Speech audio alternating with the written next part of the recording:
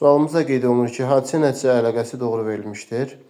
1917-ci ilin fevralında Rusiyada inqilab baş verməsi, müvəqqəti hökumətin devrilməsi. Fevral ayında müvəqqəti hökumət deyil, ümumiyyətlə Çar Rusiyası devrildi, hansı ki monarxiya devrildi və müvəqqəti hökumət yarandı, devrilmədi əslində burada. Bunun nəticəsində müvəqqəti hökumət yaranmışdı, doğru verilənləri soruşur. Erzincan barışığının bağlanması, Qafqaz cəbhəsinin əməliyyatdan dayandırılması, Rus qoşunlarının bölgədən tamamilə geri çəkilməsi doğrudur. 1917-ci il oktyabr çevrilişinin baş verməsi, Rusiyada bolşeviklər tərəfindən Sovet hakimiyyətinin qurulması, düzdür. Bolşeviklər hakimiyyəti elə keçirir.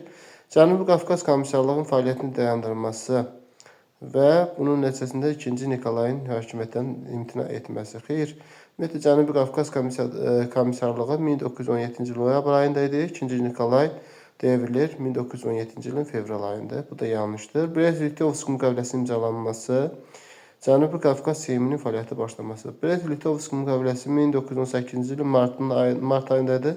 Cənubi Qafqaz Seymi isə 1918-ci ilin fevral ayında olduğu üçün bu da yanlışdır. Deməli ki, 3B variantı uyğun cavab olar. Diqqətiniz üçün təşəkkür edirik.